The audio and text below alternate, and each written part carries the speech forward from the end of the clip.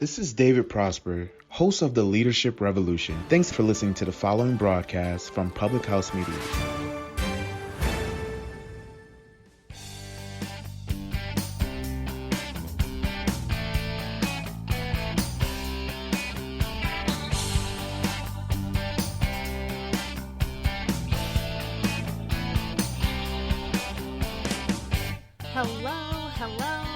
Happy day 6,495 of quarantine.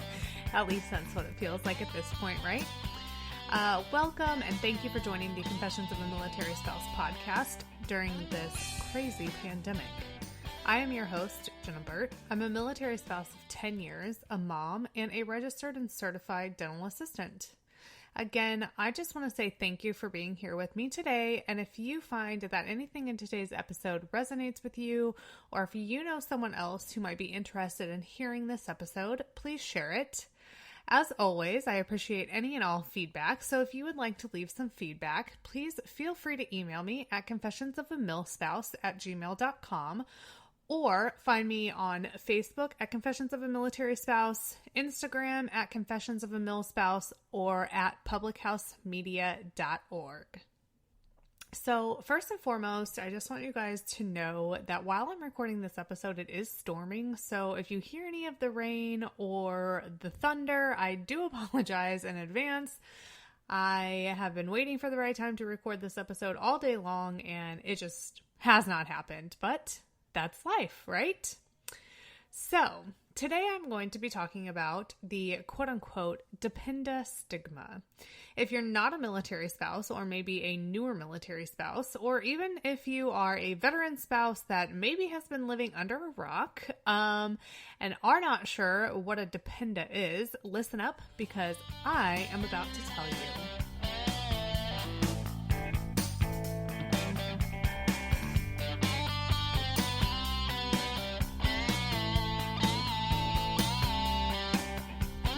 In the military world, or military spouse world, a dependa is a derogatory word used primarily by other military spouses, but also active duty, to basically put other military spouses down.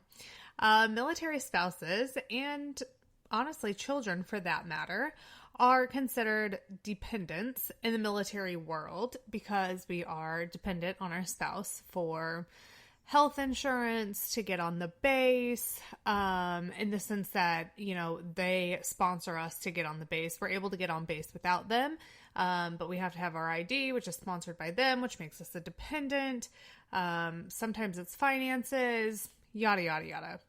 But the term dependa is referring to a military spouse that is basically useless or stupid. Harsh, right? Yeah, I agree. It is, but it's also very true and very common in this military world, unfortunately. There is also a stereotype to the dependa. When people use the word dependa, not only are they referring to a spouse that is useless or stupid, but also someone who generally is overweight, sits at home all day, contributes absolutely nothing but drama to their family, complains all the time. But I mean, honestly, what spouse doesn't in this military world? Anyway, and feels entitled because of the rank of his or her spouse. There are multiple Facebook groups dedicated to dependas that are both spouse-run and active duty run that do nothing but shame these spouses. They post photos, create memes, and make fun of them for being a quote-unquote dependa. And if you aren't careful, you can land yourself on one of those pages. What spouses don't realize, myself included when I became a spouse, is that there are basically unspoken rules about being a spouse and what makes someone a dependa. If you break any of these unspoken rules, well, that's how you land yourself on the front of all of these dependa memes and pages. Fun, right? Yeah, no, absolutely not. Also, not fair in the slightest way, but unfortunately, it happens all the time. Also, part of the reason I was so hesitant about making this podcast, but yet, here I am. So, How do new spouses, or even spouses who are just now becoming aware of this whole Dependa stigma, know how to avoid becoming the laughingstock of a Dependa page? Well, let's speak those unspoken rules that I know of. Fair warning, though, this may not be all of the quote-unquote rules that are out there, but I can tell you from personal experience, these are some of the things I've heard, read, and experienced. Yes, I've been called a quote-unquote officer's wife at a military concert for telling some drunk Marines to stop bumping into us. You guys, I'm not even an officer's wife. My husband is enlisted. But this is what the people talk about when they talk about Dependas. I think first and foremost, considering what the word Dependa means, one of the ways to avoid becoming a Dependa is to not be a lazy, entitled asshole. Seems simple enough, right? But you would be so surprised with how challenging that is to some spouses, apparently. But seriously, spouses hate other spouses that are lazy, seemingly entitled, and do nothing but complain. So my first tip to you, if you don't want to be labeled a Dependa, is to not be lazy, not feel entitled, and not complain too much. The next thing I want to elaborate on is not being entitled. I know I just said it, but seriously, this one is huge. It primarily comes into play with higher ranking spouses because they feel like they are entitled because their husband is a commanding officer or a master sergeant, and because of that, they feel like it makes them entitled. I am here to tell you that is not the case, and that's the quickest way you can get yourself the Dependa label and get your spouse to be one of the most disliked people in their unit. No one likes a spouse that makes comments along the lines of, well, my husband is a master sergeant, so he shouldn't have to do X, Y, and Z. It really doesn't work like that. If anything, the higher ranking military members should be leading by example. Not a do as I say, but more of a do as I do situation. Unfortunately, though, a lot of spouses don't see it that way, and that's what gets them that lovely Dependa label. So don't be that person. And we all know one of those people. The next piece of advice I'm going to give you, which kind of goes along with not being lazy, is that we all know our spouse's work, and sometimes a lot. So while they're working, find something to occupy your time. It doesn't have to be working outside of the home, but it can be. Some people have a desire to be stay-at-home parents, and if that's you, then that is probably what you're going to be doing to occupy your time. Trust me, I know because I did it for 13 months, and that shit was hard. If you aren't occupied with kiddos or some other side hustle or a hobby or craft, or maybe you do have kids and you want to do something else, that was me, go out and get a job. Something that makes you happy. You guys, my husband was on recruiting duty for 3 years and literally worked all the time. If I would have sat at home doing nothing, oh my gosh, my life would have been so miserable. But during that time, I was beyond thankful to have my own career because I met some of my best friends working while he was on recruiting duty, but I also occupied my own time. There are tons of careers out there that can travel with you as a military spouse and tons of resources available to military spouses to get educations, to get trade jobs, to get jobs that you can take with you as you travel. But if you just want to sit around and use Facebook and Instagram to occupy your time, you, again, may just find yourself on the front of a Dependa meme. Let's talk about TRICARE and BAH. Dependas are known for seeking out military members because they have TRICARE and BAH. For those of you who don't know, TRICARE is our health insurance. BAH is their basic housing allowance, basically. And have you ever heard of a contract marriage? where the military members basically seek out a dependa who only wants to get married to have TRICARE, which is health insurance, and a steady income, which would be BAH. And in turn, for the military member, they are able to not live in the barracks.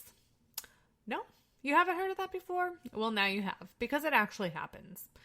Contract marriages happen all the time in the military, unfortunately, and if you are a genuine military spouse that married for the right reason, I would avoid flaunting the fact that you have TRICARE and BAH unless you want people to have the wrong impression about you. I mean, I joke about it all the time, but I would never say it in like a serious public setting. I make sure that when I'm joking about it, the people that I'm joking about it around know that I'm joking. And don't get me wrong, knowing that we will always have a steady income is amazing, especially right now. And the fact that we have healthcare, which we have a minimal, if any, copay, is super nice too. But it's definitely not something to brag about, like I said, unless you want people to have the wrong impression and you want to earn that dependent label.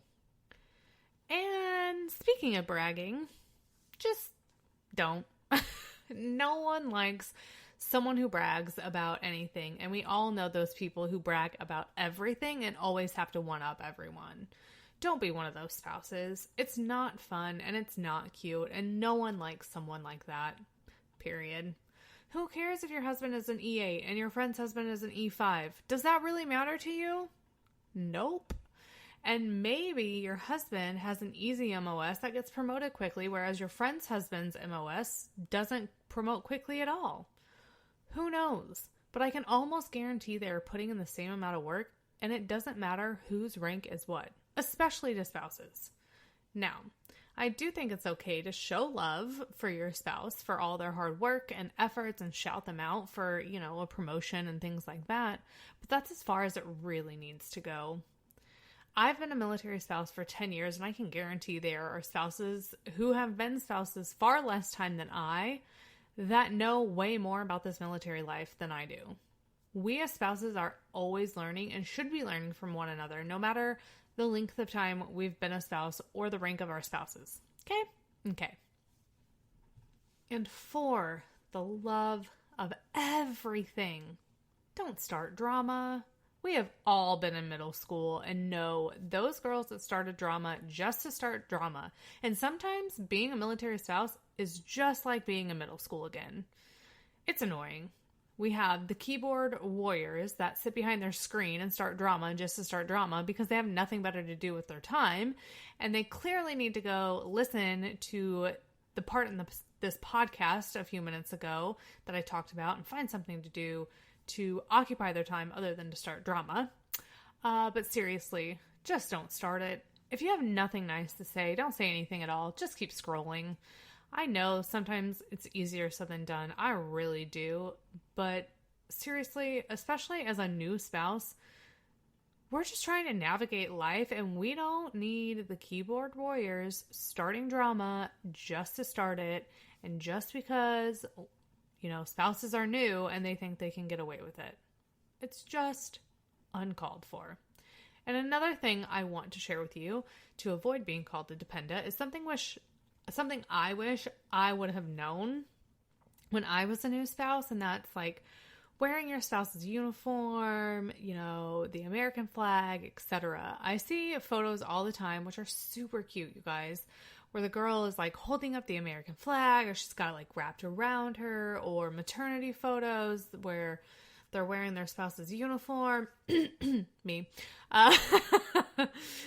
Again, I said I wish I would have known previously, but I would highly suggest against that. While it may seem cute to you and other newer spouses because it's all shiny and new and, you haven't been tainted, honestly, to seasoned spouses that have been tainted and active duty military members, they don't find it cute like other people do.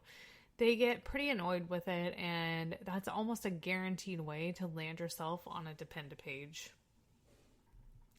One of the second to last pieces of advice I will give you, and this is for life just in general, is research on your own first. We all have questions, both in the military community and outside of the community, and I can promise you from personal experience, if you research things on your own prior to taking to Facebook groups, etc., it will greatly benefit you. There are tons of options out there for us for research. You know, there's Google, there's the search feature within Facebook groups, there's audiobooks, there's regular books, parents, grandparents, neighbors, friends, the list goes on. There's just so many resources available to us as humans. Use that first. And I'm not saying, never ask for help. But what I am saying is if you're going to hop on a Facebook group and ask for the number to the local coffee shop, you might want to rethink that and Google it first, given the fact that that is something you can easily Google, and it will save you a lot of emotions and time and other things. I can assure you, because like I said, I know from personal experience, unfortunately.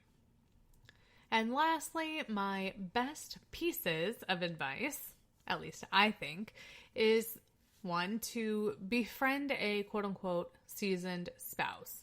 Find a fellow military spouse that you can lean on, you can look up to, and you can ask for advice and the questions that you might have. Someone that you can confide in, and someone who knows some things about the military life, but also someone you can learn and grow with in this military life. And that, to me, is big. There are tons of mentors out there that are willing and able to help both new and older spouses that have questions and need help navigating this crazy life. So if that's you, reach out to those mentors. They're there to help. And since I said pieces of advice, I'm going to leave you with this. Don't partake in the Dependa activities or the Dependa calling activities, and straight up just don't be an asshole. Don't call other spouses dependas just because you don't agree with something they are or are not doing. Don't call someone a dependa just because they're new and they asked what may be a stupid question to you. Just remember, at one point, you were that new spouse too. Don't be a keyboard warrior, as I like to call it, and stop the Dependa stigma. I hope these pieces of advice really help you to avoid the Dependa stigma, as I call it. Are they guaranteed to keep you from being called a dependa? Absolutely not. Who knows what other unspoken rules there are to being called a dependa, because they seem to be changing as quickly as this coronavirus is. But from my experience in the last 10 years, these seem to be some of the most talked about things that will land you on the front of the Dependa page. Thank you for being here with me today during this craziness that's happening all around us. I hope that you enjoyed this episode. Remember to stay safe, stay strong, and avoid the Dependa stigma.